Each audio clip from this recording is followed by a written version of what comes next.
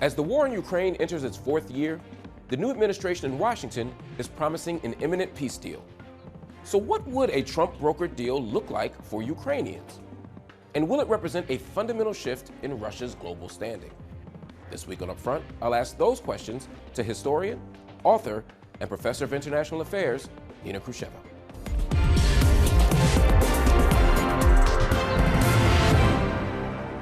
Nina Khrushcheva, thank you so much for joining us on UpFront. Thank you. 3 years ago, Russia's invasion of Ukraine caught much of the world by surprise. Many people didn't expect Putin to launch the largest European invasion since World War II.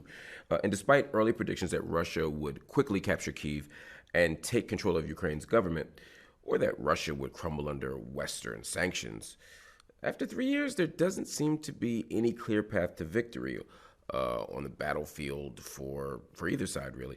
Are you surprised that this is what the war looks like as we enter year 4? Actually, I'm not. I didn't think Putin would take that step, but at the same time, it didn't surprise me because the American government, Joe Biden, was baiting him. I think they wanted him to do this, finally do this, and then destroy him in the process because either he would capture, but what he didn't capture, that would be the end of it. So that surprised me, but then the way the war went didn't really, because I know Russia. Russia is not the country that does immediately well. I mean, yes, the capture of Crimea in 2014 was a quick, but it was actually not a war operation. It was a clandestine spy operation, which is Putin very good at because he was a former spy. With the war, not so much. So they did exactly the way Russia always does. It starts slow, but then it figures out that if it doesn't go further, then it's going to be destroyed. But no Russia will ever want to be destroyed, and therefore it became a war of attrition. And I would disagree that it's not going well for either side. I think for the Russian side, it certainly is going much better than it is going for the Ukrainian side. And by default, that it's going for the European side, which went all in to support Ukraine and with the claims that they need to destroy Putin. How far off the mark is Russia from where it expected to be at this point? I don't think it's far off the mark at all. I mean, it took 3 years to do it, but the idea that Russia wants to capture Ukraine and make it Russia, that was a mistaken idea. It never was the case. Putin wanted Russia in the sphere of its influence, which is very different from wanting Ukraine as part of the federal government of Russia. He probably wanted a puppet government that in the sphere of influence of Russia. But it doesn't mean it's really very different. I mean, we talk about it as if it's the same, but it's not the same. So territory wasn't that much of an issue for Putin. For him, much more of an issue is that I have a sphere of influence, and of course, he was told that there is no such thing as a sphere of influence. And his response was, for America, the whole world is a sphere of influence, so don't tell me. So I'm going to fight until I get my sphere of influence. And at this point, he got enough of a sphere of influence for him to claim that his goals are not far off, although, of course, it took more time than he had originally thought. Originally, he thought it was going to be 2 weeks max and we'd be done. Trump has close relations with Putin, as we know. Both leaders have praised each other in the past, quite generously, in fact. And there are concerns that Trump is already starting to make concessions to Russia. He indicated that Ukraine would not join NATO, and he has said that Ukraine, quote, may be Russian someday, or they may not be Russian someday. Are you concerned about what a Trump-brokered peace deal might look like?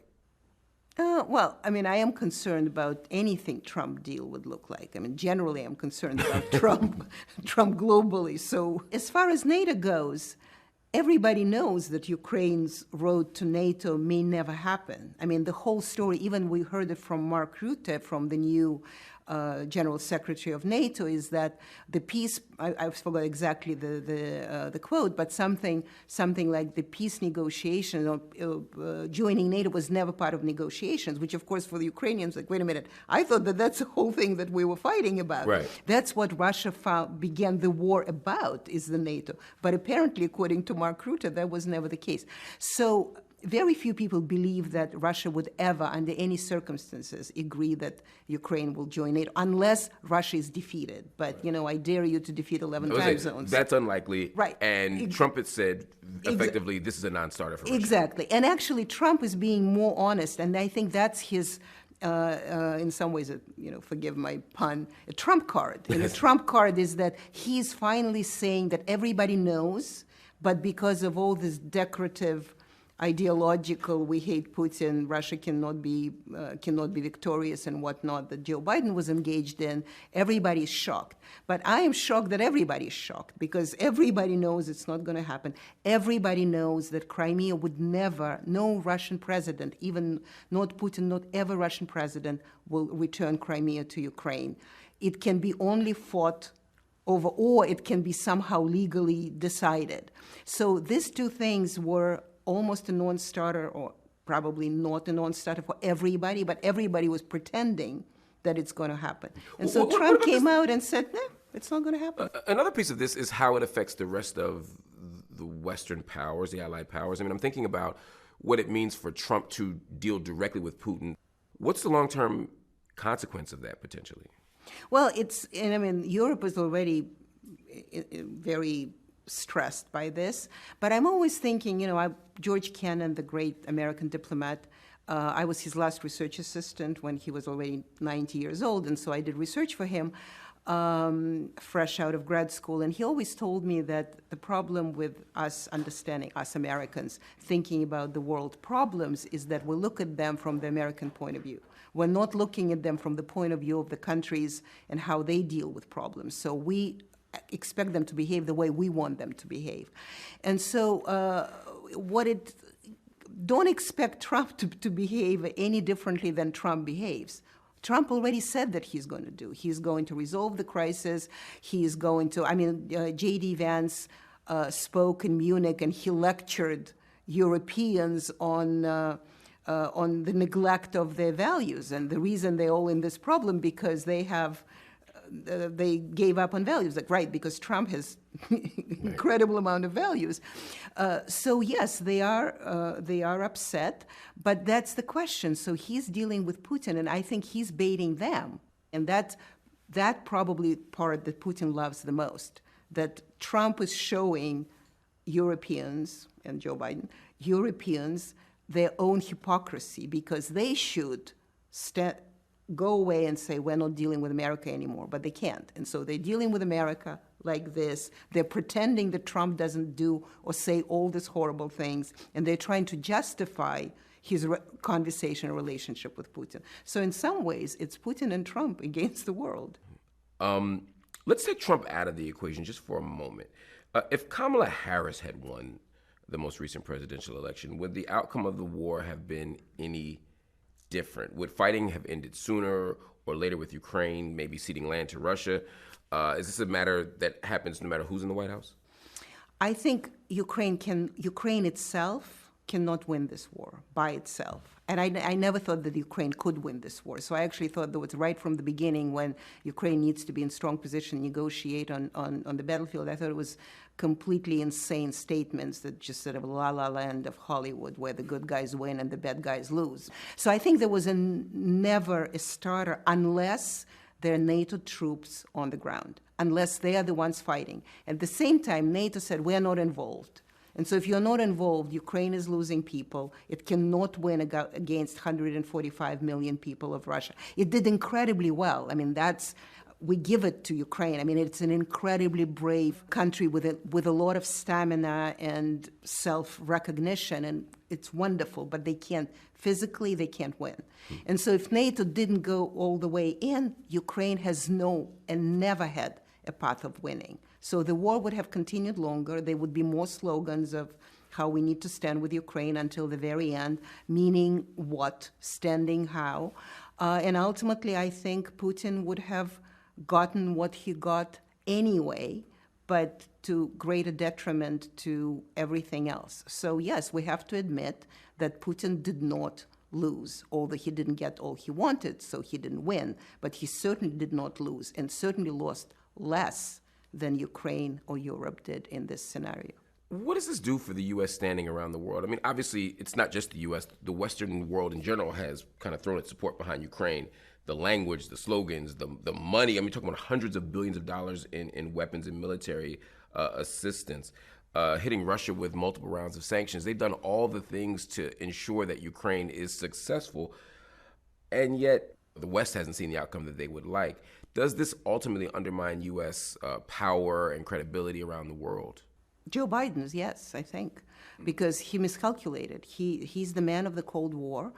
I met him when he was the man of the Cold War. He immediately explained to me how, America wins and how important it is democracy to win, which is true.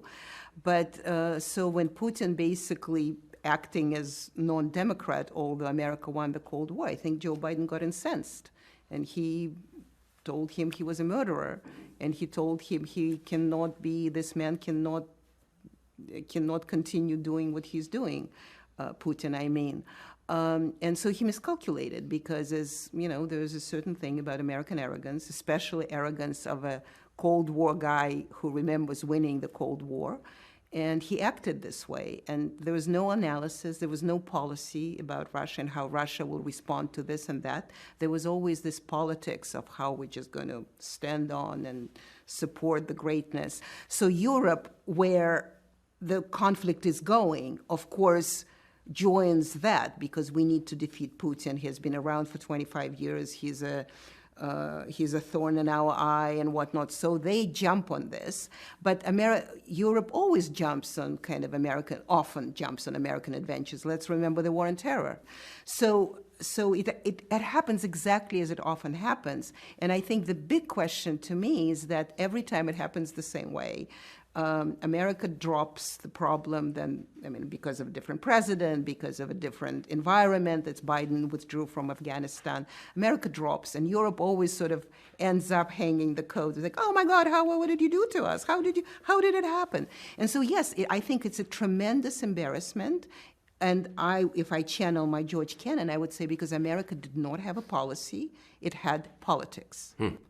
You mentioned Putin being in power for 25 years. Lots happened over that time. After annexing Crimea in 2014 and then the full invasion of 2022, he's become somewhat of a pariah in the West. This is a far cry from 2009 when there was talk about resetting relations between the United States and Russia.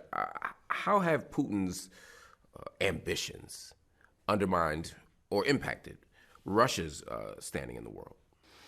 Well, his argument is that the West is out to get us. I mean, they say that they want to reset relationship, be friends, but then they undermine us all the time. There is no, we want security guarantees in Europe, and NATO is expanding, and nobody recognizing my great position at that table. Is he fundamentally right, though?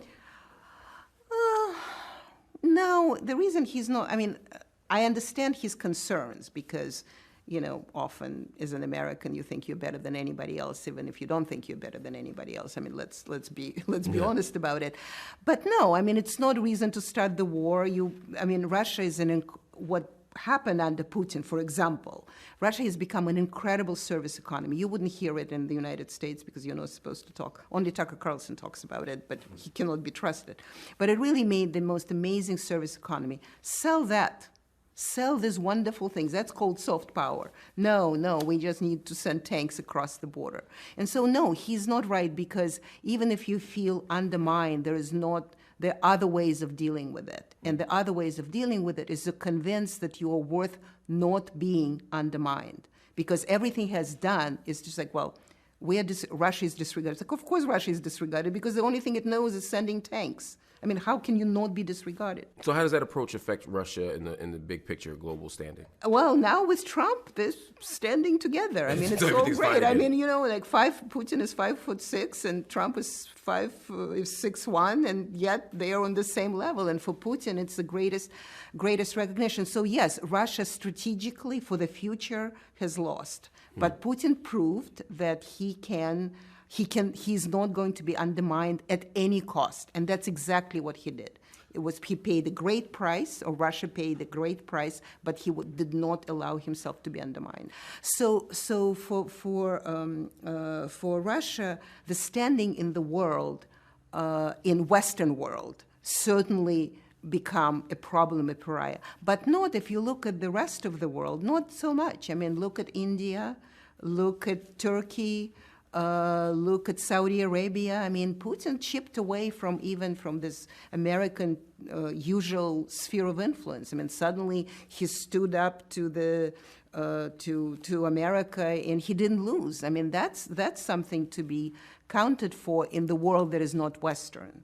And so that's another mistake, I think, on the part of European countries that sort of set themselves up against everybody else. It's like, oh, we are, as Josep Borrell, formerly the diplomat of Europe, which probably rewrote the whole idea what diplomat of Europe may mean, when he said that, we in Europe we are an oasis and everybody around us is a jungle. It's like, that's a great message for the world. I mean, that they will join Putin in that fight immediately after that statement.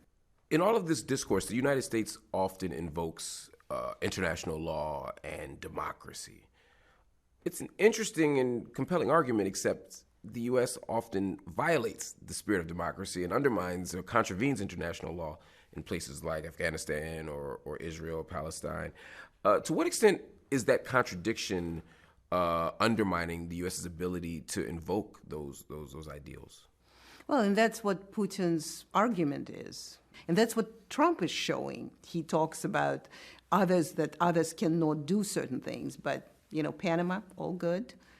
Greenland, all good. Mexico, wonderful. 51st state of Canada, all awesome. So there are things that he says, we as America, as a big corporation, we can do it. It's the small businesses, the small little things that cannot do. So it does undermine, but America has always been like that. I mean, let's look at Vietnam. It has been that story in history, but on average, or if we kind of even it out, American influence is still infinitely better than non-American influence. I mean, we have to agree with that. But Putin says, no, if you are lying, I'm going to point out to you every time when you're lying. I mean, it was interesting, John Bolton, who was the UN ambassador under George Bush and was really rubbing a lot of people the wrong way. He said that Putin, he can claim victory because he didn't want to negotiate with Biden, because he knew that with Trump, he is going to have better position to negotiate. So he waited for Trump's like, no, it's like, what are you talking about? Joe Biden didn't want to negotiate with Putin. He kept saying, we're not really negotiating with these people. Putin was saying, I am ready, offer me something. Give me something. Oh, Russia cannot be trusted. Russia wants the war all over the world, and therefore, but generally, America is a powerful country. It is the richest country. It is a country that serves, on average, serves universal good. It is the country that used to at least formulate human rights in the proper manner, even if, of course, it broke itself. It's just the tension with Russia is that Russia just doesn't allow any hypocrisy, because if you're going to lecture me, then show me how you uphold this. Oh, you're not upholding this. So who are you? As Sergei Lavrov, Russian foreign minister, one time said to, I think, somebody British diplomat, who said, who the hell are you to lecture me? You've been back to Russia since the war began. How is the Russia of today different than the Russia of 3 years ago? Well, it changed in the last 3 years tremendously, because I was there after the beginning of the war. And it was one Russia, and then last year it was another Russia, and this past year, the 2024, was a very different one. It's, on one hand, more militaristic. It has surrendered to Putinism, to this whole kind of agenda of us against everybody else. It's much more kind of framed as Russia is the greatest, everything is going to be wonderful. Putin is exactly that. And so the only few escape places are bookstores. We're still selling, everything, including George Orwell, that you walk into every bookstore to George Orwell right in your face, so you wouldn't forget where you live. British authors, American authors, and museums. And museums people just go to museums for the whole day, because where they can pretend that none of it is happening. Escape completely from just the reality. Complete escape. So that's how Russia has changed. I mean, restaurants have been working all the time, but the war conversation stopped because before the first year, people would talk about the war all the time, everywhere, about Ukraine, whether we like it, we don't like it, our boys, their boys, how can we do this, and so on. And now people are much more careful because they're plainclothes police, very Orwellian, very 1984, just looking and seeing who they can grab. Well, when you're on the ground, do you feel a growing discontent toward Putin? No, I'm not, and I think the West has contributed to that, because when you hate it so much on a national level, and something that I remember was early interviews I was given about this, like, well, if you're going to hate the whole Russia, you're actually strengthening Putin, because if you're going to go against the whole country, the country does what it does, rally around the flag. That's exactly what's happening. Going against the country also means going against the people, and the people then feel that and exactly. Yeah. So if you're going to punish the whole nation, then it's going to be helping. At the beginning, there was all this incredibly massive protests against it, and yet all Russians were sanctioned. I'm not complaining because, once again, there is Russia and there is Ukraine, so I'm not putting them on the same level. I'm just talking about policy. So if you have a policy of if you have a dictatorial country that you want to not help, but you want dictator to be undermined, you're not sanctioning everybody. You're not allowing the Russians to travel abroad. You're not cutting bank services, because that is not. I mean, Putin doesn't go to McDonald's. Putin doesn't use, I remember Times New Roman immediately stopped functioning in Russia because that was really important, that font, like, we're not going to give the Russians the rights. So he doesn't use the computer. Wow. He doesn't watch Harry Potter. He doesn't know what Disney is. And so all of this is against the Russians. And of course, and when the state says, we're going to give you new McDonald's better, we're going to show you other movies but better. And what are you going to do? When we deal with Russia, there is people in the West, they think about psychology of other nations. When Russia is concerned, the only psychology people remember is Boris and Natasha. After just a few weeks in office, Donald Trump has sought to maximize his power and cultivate a kind of culture of fear. We've seen mass deportations. We've seen attacks on civil liberties. We've seen a purge of the federal government led by the richest man in the world, Elon Musk. What similarities do you see between American and Russian nationalism? Well, I mean, I would not do a direct comparison of Russia and America. There's different entities. I mean, in many ways, there's certain similarities because Soviet Union, not Russia, Soviet Union and America, because they grew out of something else. Because the Soviet Union grew out of a Russian Empire, America grew out of former colony that sort of with Protestant ethics and the spirit of capitalism.